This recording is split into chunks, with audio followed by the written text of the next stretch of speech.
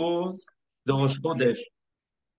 Le jour de Rosh Chodesh Elul, le dernier mois de l'année selon le décompte de la Torah Shebé'al Peh, de la loi orale. Dans un mois exactement, on est à Rosh Hashanah. Alors on a évidemment du travail, mais un travail en fait très agréable puisqu'il va nous permettre de conclure cette année en beauté. Et on a pour ça, à l'entrée du mois de Elul, ce jour-là, le jour même de Rosh Chodesh Elul, une paracha très riche, qui est pas la paracha de Shoftim. Shoftim veshotrim titen lecha bechol she'arecha. Tu es tenu d'avoir un système judiciaire accompagné de la Mishtara. Shoftim veshotrim. Il est important de voir que c'est une injonction de la Torah que d'avoir des shoftim et évidemment aussi des shotrim pour faire exécuter le jugement donné. Et on va lire donc les deux premiers versets. C'est au chapitre Yud Zayin 17, les versets Chet et Tet 8 et 9. Et on va essayer de voir ce qui est particulier dans la nomination des shoftim et dans l'exercice de leur profession, en fait de leur devoir. En effet, selon la Torah, toute profession est aussi un devoir. Ce n'est pas seulement une façon de gagner son pain, c'est en fait remplir la shlichut que Akadosh Baruch Hu a donné à chacun de nous. Et donc les shoftim ont leur shlichut, les shotrim ont leur shlichut. Évidemment, de quoi on les remercie alors, puisque ça a été déjà fixé et déterminé par la volonté divine, on les remercie de réaliser pleinement, complètement, sérieusement, avec beaucoup de responsabilité, la shlichut que Akadosh Baruch Hu leur a donnée. En effet, on peut d'abord ignorer sa shlichut, on peut, même si on la connaît, la mépriser, penser que on aurait préféré être quelqu'un d'autre. C'est assez fréquent de nos jours de trouver des personnes qui auraient voulu être autre chose que ce qu'ils sont. C'est dommage parce qu'on perd doublement. Ce qu'ils ne devraient pas être, ils le sont.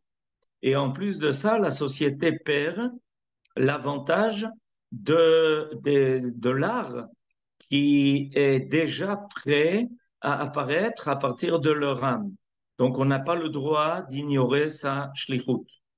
Alors, on parle maintenant donc de la shlichut des shoftim. On parle de la shlichut des shoftim et des shotrim. Alors, la Torah, dans notre paracha, va s'occuper en particulier des juges qui se trouvent à la Cour suprême. Dans le langage de nos sages, la Cour suprême s'appelle le Sanhédrin. Le Sanhédrin n'est pas un tribunal. Le Sanhédrin est avant tout l'assemblée de tous les sages, les plus grands sages d'Israël, qui endossent la responsabilité morale et spirituelle du peuple. Voilà ce qu'est le Sanhédrin. Et à part ça, évidemment, ils sont finalement le dernier recours. Il y a des tribunaux qui sont à une instance bien moindre que le Sanhédrin, et quand finalement ça ne se réalise pas, alors il est clair que euh, on va s'adresser à une instance supérieure pour finalement arriver jusqu'au Sanhédrin. Alors je lis les versets. Ki palem mimcha davar la mishpat, ben dam le dam, ben din le din, ou ben nega la nega, divrei rivot bisharecha, vekamta ve'alita el hamakom, asher yivchar Adonai Elohecha bo. Quand tu n'arriveras pas à trouver la solution, qui palais. C'est pour toi un pélé, quelque chose qui n'est pas clair, qui est obscur. De toutes les lois que tu dois finalement appliquer et pour lesquelles tu dois trancher. Et là, la Torah va donner le détail de tout ce qui peut surgir dans la vie, la réalité. Il y a énormément de situations, des fois bien compliquées, qui obligent un tranchement des sages et des juges. Alors tu dois monter vers Alita el Amakom. Alors faisons attention à l'expression qui est employée ici, et tu monteras vers le lieu. Asher Yifrar Adonai Elohecha Bo, que Dieu, l'Éternel ton Dieu, a choisi. Alors, il est intéressant que avant de définir l'instance à laquelle on doit s'adresser quand on n'a pas réussi dans les tribunaux inférieurs à résoudre le problème, à donner une solution au problème de halakha ou au problème de jugement, voilà que la Torah s'occupe d'abord de l'endroit où tu dois parvenir. Ve'alita el makom, et tu monteras vers le lieu. Comment se fait-il que la Torah commence par parler du lieu, comme si le lieu était encore plus important que ceux à qui tu allais t'adresser? Et il y a une deuxième remarque sur laquelle il faut s'attarder. Il est marqué, Ve'alita el makom asher yifchar Adonai Elohecha bo. C'est-à-dire, en fait, ce qui se passe, c'est que tu vas euh, monter vers le lieu que Dieu a choisi.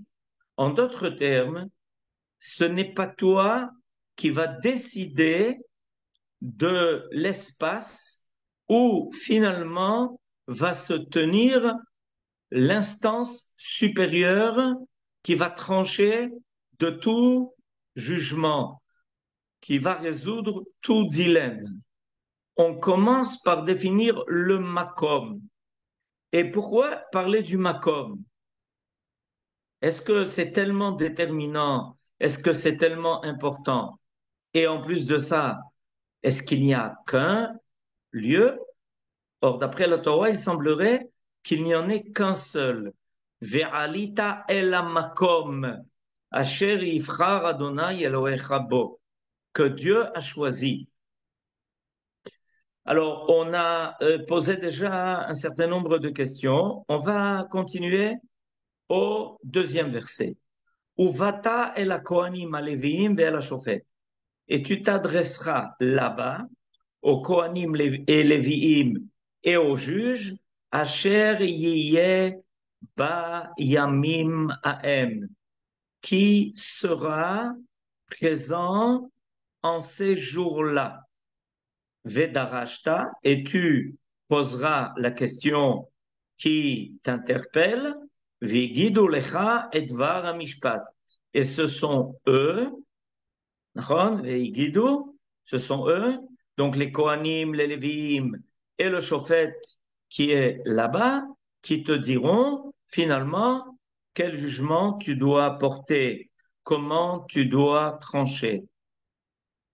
Alors, Rashi, tout de suite, remarque qu'on nous parle du fait de s'adresser au Shofet Asher Yeh Bayamim Ha'em, que tu dois t'adresser au Shofet qui se trouve à cette époque, en ce temps. Alors, je vous lis le Rashi sur ce verset. Ve'el HaShofet Asher Yeh Bayamim Ha'em, tu t'adresseras au juge qui se trouve en ces jours-là, et Rashi, évidemment, fait une remarque. Et alors, à qui tu vas t'adresser si tu ne t'adresses pas au Shofet qui se trouve en ces jours-là? Est-ce que tu peux t'adresser à quelqu'un d'autre que ceux qui sont les juges à l'époque où tu vis? Qu'est-ce que la Torah veut nous signifier qu'est-ce qu'elle veut en fait nous indiquer par là? La réponse de Rashi est la suivante. Afilu eno kishar shoftim shehayu lefanav. Même si le juge, les sages, à laquelle tu vas t'adresser pour trouver une réponse aux questions qui se sont présentées à toi, comme on l'a dit tout à l'heure, soit des questions de foi, soit des questions de halakha, soit des questions de jugement, même s'ils ne sont pas du niveau, au niveau que ceux qui étaient précédemment. En d'autres termes, ce que la Torah a voulu nous dire ici, c'est que tu as peut-être des doutes, tu te poses peut-être des questions. Est-ce que, est-ce qu'ils sont compétents? Est-ce que ces sages, ces juges sont-ils suffisamment compétents pour remplir le rôle? Et la Torah vient nous dire, mais bien sûr, c'est ce que Kadosh Baruch Hu a voulu. Il a voulu non pas que le jugement se fasse par des livres, qu'il se fasse par une loi qui serait écrite, un codex. Il a voulu que ça se fasse par des gens qui sont présents à ta génération. Ata tsarich lishmoalo. Tu dois entendre, tu dois accepter, tu dois euh,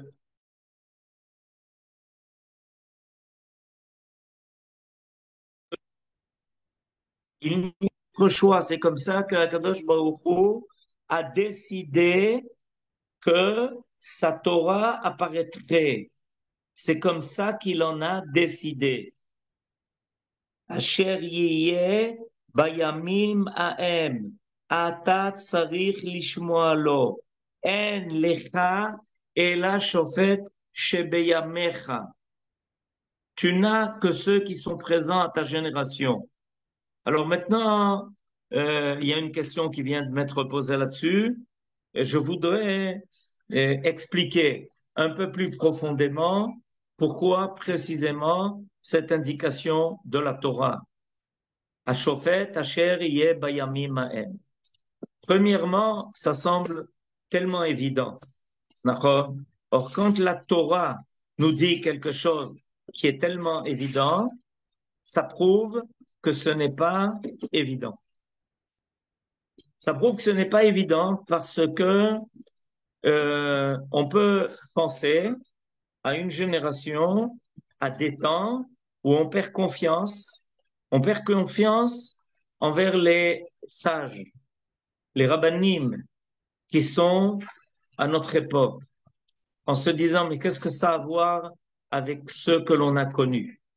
Il y a une espèce de nostalgie spirituelle, une espèce de nostalgie des temps qui sont passés.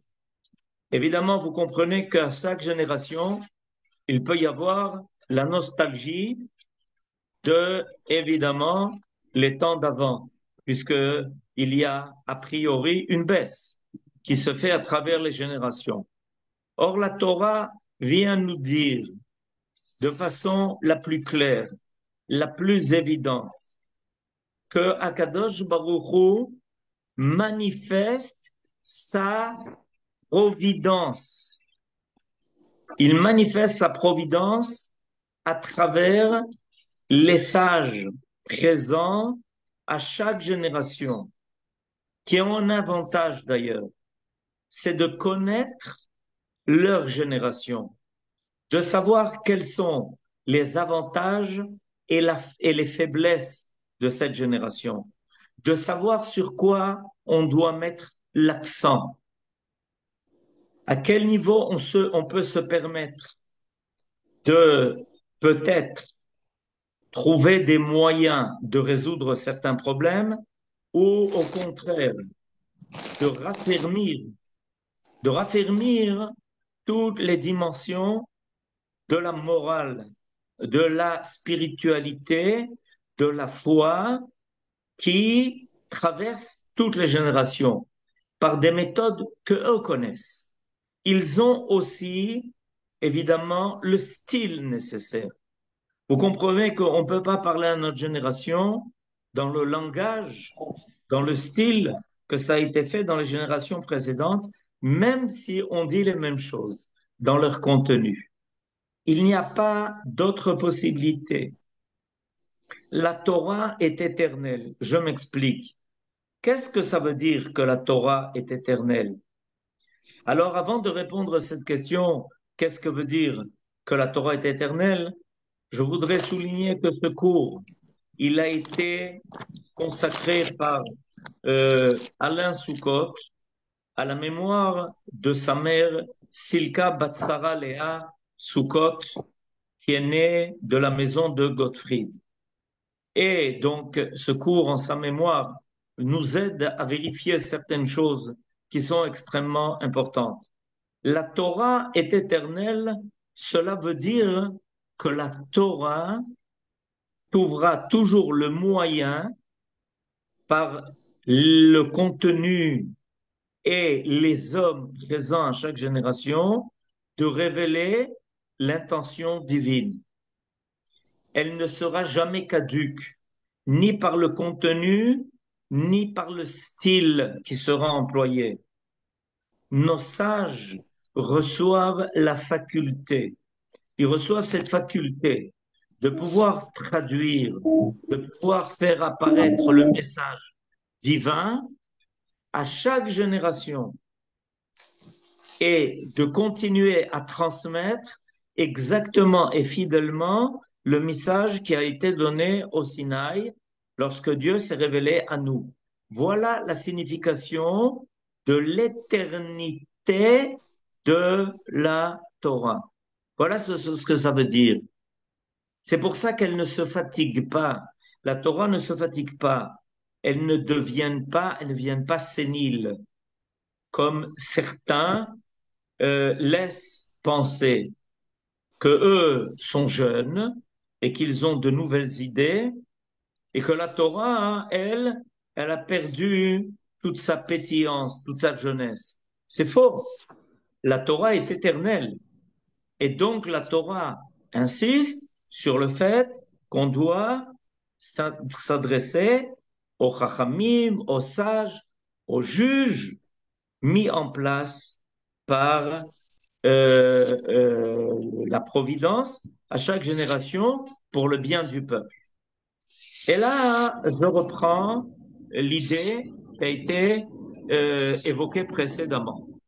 C'est que la Torah nous parle d'un endroit, Ve'alita el makom. Et non seulement elle nous parle du makom, mais elle dit plus que cela. Elle nous parle du makom, asher yifrar Hashem Elokecha bo. Alors évidemment, il s'agit du lieu, de l'espace qui a été choisi par Dieu. Il s'agit évidemment du Har HaMoriah, de l'endroit où le temple va être construit. Quel rapport? Pourquoi est-ce que le tribunal suprême, le Sanhédrin, pourquoi est-ce que le Sanhédrin va-t-il être dépendant du Makom? Ça paraît tout à fait surprenant. Si les sages sont sages, si les juges sont juges, pourquoi est-ce qu'il y a la nécessité de monter en plus? Il est marqué Ve'alita el amakom. Tu dois t'élever jusqu'au lieu. Pourquoi est-ce qu'on a besoin de cela? Il y a quelqu'un qui devrait fermer son micro. Ça pourrait éviter des bruits et des parasites.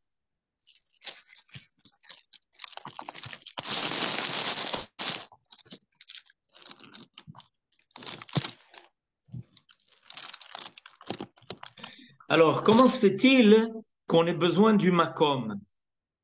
La réponse, elle est que, en fait, le jugement qui va être rendu en Israël n'est pas seulement du domaine de l'intelligence humaine,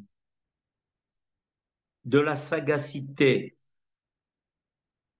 de la science acquise, le jugement et la capacité de faire apparaître la vérité. Une vérité qui va passer par tous les mécanismes du jugement.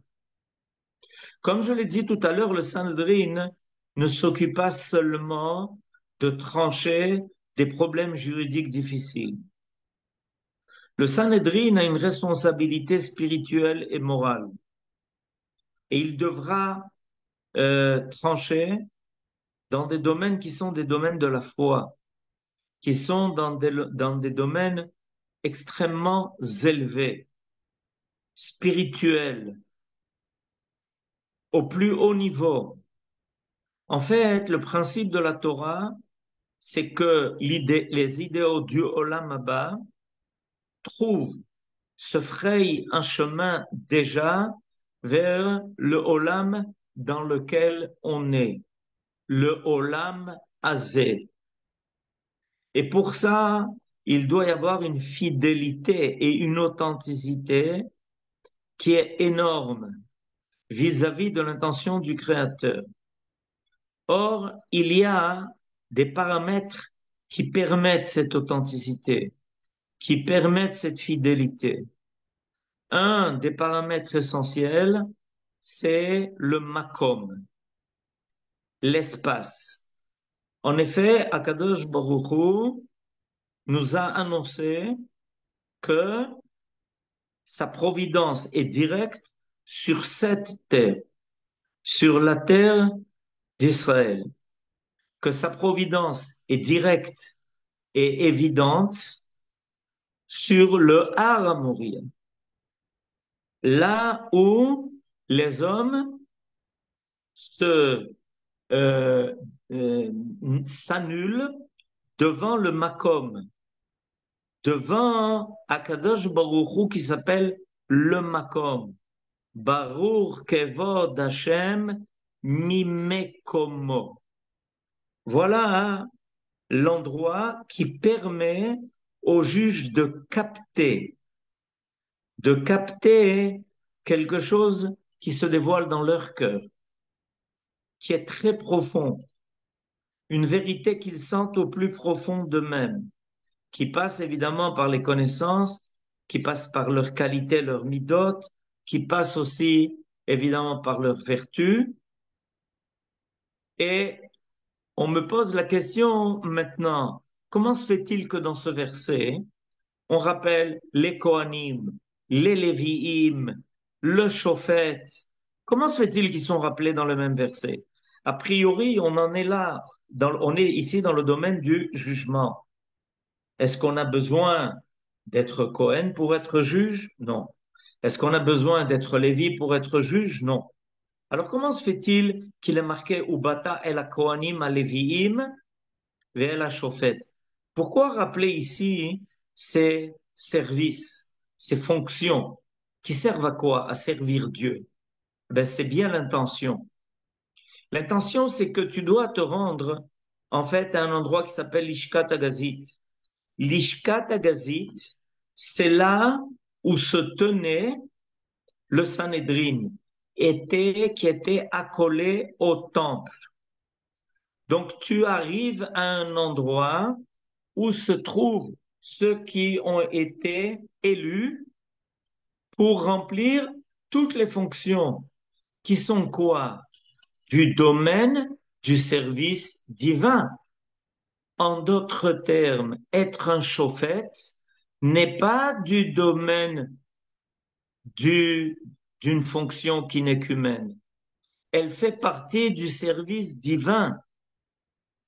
Et je voudrais vous rappeler que l'on trouve dans la Bible que on s'adressait au Sanhédrin pour avoir des réponses qui n'étaient pas seulement du domaine des jugements d'un différend entre Réhouven et Shimon, les rois recevaient la réponse aussi de savoir si c'était une guerre qui était à faire ou une guerre qui n'était pas à faire. Le Sanhédrin endossait une responsabilité qui était au niveau national. Et tout est lié. Le sort de l'individu, le sort de la collectivité, le niveau moral à assurer chez l'individu, le niveau moral à assurer au niveau de la collectivité. Le Sanhédrin était responsable du respect du Shabbat, comme il était responsable de faire que personne n'empiète sur le domaine de l'autre. Et tout ça, c'était quelque chose qui était essentiel. Le roi, la nomination du roi qui est rappelée dans notre paracha, se faisait par l'intermédiaire aussi du Sanhédrin. Parce que le Sanhédrin, en fait, avait cette responsabilité au niveau national, au niveau collectif. Il y a ici quelque chose de bien plus élevé. Or, le Sanhédrin, pour être inspiré, avait besoin du makom. Et ça, hein, c'est une grande leçon pour nous.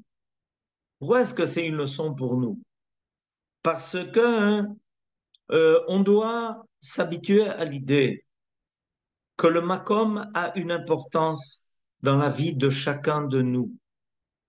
Quand on veut étudier, on va au Beth Midrash, on va dans une yeshiva, on peut étudier n'importe où. A priori, oui, mais profondément, non. Quand on a besoin de prier, on va au Beth Knesset.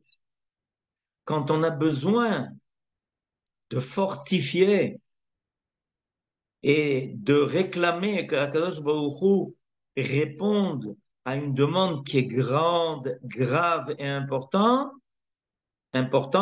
on a l'habitude d'aller au Kotel. Le Makom a une importance et il est fondamental. Chaque Makom va avoir quelque chose qui va déterminer peut-être quelque chose qui est caché dans notre vie, mais en réalité qui a une influence profonde. Ça va avoir une importance sur notre cœur, sur notre pensée, sur notre âme. On sait que les sages, des fois, allaient au Beth Knesset, ouvraient l'arche sainte, priaient devant le Eichal. Aujourd'hui, on semble laisser croire que tout peut se passer n'importe où. La tradition longtemps gardée a été de se marier à un endroit qui était consacré à précisément ce moment extraordinaire où on sentait la shrina qui devait être présente.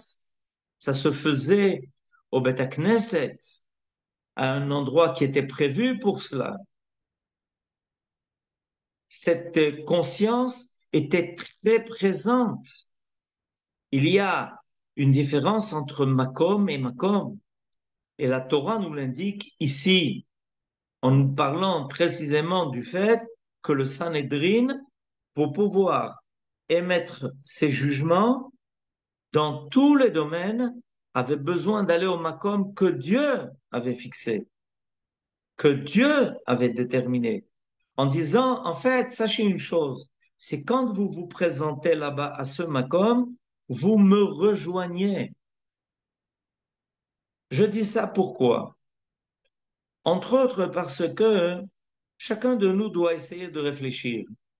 Est-ce qu'il a un makom qu'il consacre à des choses importantes, qu'il consacre à euh, des moments de sa vie et qui sont différents d'autres? Est-ce que quand il décide de fêter sa fête, il a choisi le Makom, non pas en fonction de tous les artifices, mais en fonction du contenu de ce qu'il va faire. Est-ce que quand il décide de passer telle ou telle fête, il a réfléchi qu'il voulait que ça se passe à un endroit qui convienne, où il pourra là-bas sentir ce qu'il veut ressentir pendant la fête, et pas simplement passer la fête. Il y a ici quelque chose d'important qui apparaît dans notre paracha. Et je voudrais aussi euh, insister sur le fait que nous avons besoin, au niveau éducatif, au niveau éducatif, non pas vis-à-vis des autres, mais vis-à-vis d'abord de nous-mêmes et vis-à-vis de nos enfants et petits-enfants, avoir en tête que l'on doit faire apparaître cette importance du makom. On entend aujourd'hui que les gens partent en masse pour les fêtes en dehors d'Eretz Israël, alors qu'ils ont le mérite d'être en Eretz Israël, d'habiter en Eretz Israël, d'avoir la Kedusha du Makom, encore plus Yerushalayim. Et voilà que tout d'un coup, on nous enseigne que c'est pas déterminant, que l'on peut passer les fêtes n'importe où, n'importe comment, qu'on va juste rechercher un endroit où peut-être on aura de quoi manger caché. Est-ce que ça répond à ce que la Torah attendait de nous en nous parlant de Aliyah, la règle, en nous parlant du Makom, du Beth Amikdash? Est-ce que ça répond à ce que la Torah attend de nous, que on puisse sentir ce niveau de Kedusha sans se sauver à un endroit ou à des endroits où non seulement la Kedusha n'apparaît pas, elle est absente, malheureusement, dans des cultures et civilisations qui s'opposent à tous les niveaux à la Torah. Voilà que précisément, hein, la paracha qui commence le mois de Elul, qui nous réclame Ani ledodi vedodili, de revenir vers lui. N'oublions pas que revenir vers lui, c'est revenir au Makom. Baruch kevod Hashem mimekomo. La tchouva est une tchouva de Makom. La chouve est la Makom. Revenir au lieu, à l'endroit. Maïmonide nous enseigne que l'endroit du temple, et plus précisément l'endroit de l'autel, est l'endroit à partir de laquelle l'homme a été créé. Dans 25 jours, ça sera la création du monde, le 25 Elul. Dans un mois, ça sera la création de l'homme. C'est-à-dire ce moment extraordinaire où Dieu a pris la poussière de la terre, l'a façonnée et y a insufflé une âme, ce qui a fait de l'homme un être créé à l'image de Dieu. Est-ce que on n'a pas maintenant un mois pour revenir au Makom, pour se rapprocher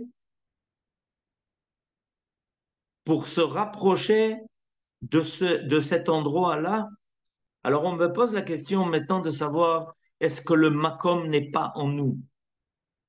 Il y a en nous un Makom qui désire, qui se languit, qui attend de retrouver le lieu de sa création. Et on va maintenant parler de ce secret. C'est le secret du Korban. Le secret du Korban, qui veut dire Korban du mot Karov, c'est le rapprochement, se rapprocher de quoi? le korban oblige l'homme, amène l'homme à se rapprocher du makom d'où il a été créé.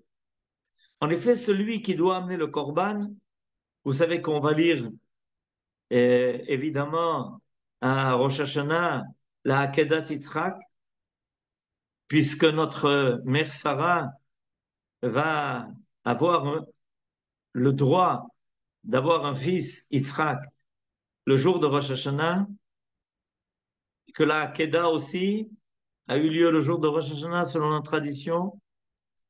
Qu'est-ce qu'en fait on fait en amenant le korban? On se ramène à soi-même, on se rapproche de soi-même. Et ça rejoint tout à fait la question qui m'a été posée maintenant. La question qui m'a été posée maintenant est, est-ce qu'on n'a pas le makom en nous? On a en nous profondément le makom qui attend de retrouver le makom de sa propre création. Et quand on rapproche notre être de ce makom, alors il y a un grand mariage qui se fait entre le makom et le makom, entre le créateur qui s'appelle makom et entre l'homme qui tient place, qui a une place sur terre, un makom, mais qui va rejoindre le makom où Dieu vient et lui tend la main, en lui disant, voilà, voilà, je t'attendais. Toute l'année est passée, on est arrivé au mois de Elul, je te tends la main, reviens à moi, tu verras. Ça sera le sentiment le plus extraordinaire, le plus beau. Tu te sentiras en harmonie et en paix. Tu n'auras plus en toi ce combat entre, à décider entre le Kodesh et le Chol, à décider entre la terre et les cieux, à décider entre le Olam Hazé et le Olam Haba. Grâce au Makom, tu pourras sentir le Olam Haba dans le Olam Hazé. Alors maintenant, nous nous préparons à toute une série de fêtes. Dans un mois, Rosh Hashanah, Aseret Yemei Teshuvah, Yom Kippour, Chag HaSukkot, Hoshana Rabbah, Simchat Torah. Choisissons le bon makom. Sachons que ça va avoir une influence énorme sur notre vie, sur notre volonté de nous élever, sur notre volonté de retrouver le divin. Et grâce à cela, évidemment, d'arriver aussi à la joie suprême, celle à propos de laquelle il est dit Ve'aïta ach sameach. Shabbat shalom, Chodesh tov, et à bientôt avec des bonnes nouvelles pour tout le monde. Bruchim tiou.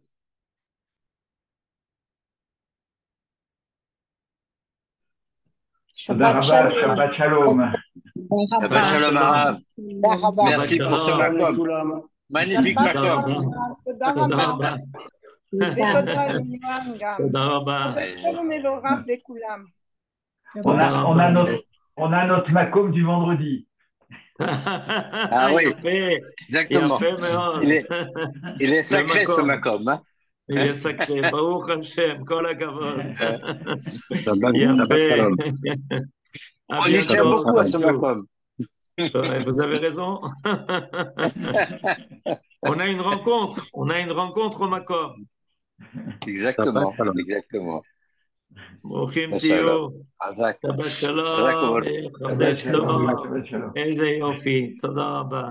תודה Chodesh רבה. שלום, Tov, שלום. Chodesh Tov, Shabbat Azak shalom. Omer. תודה תודה שלום. רבה. שבת שלום, שלום. חודש טוב. חודש טוב.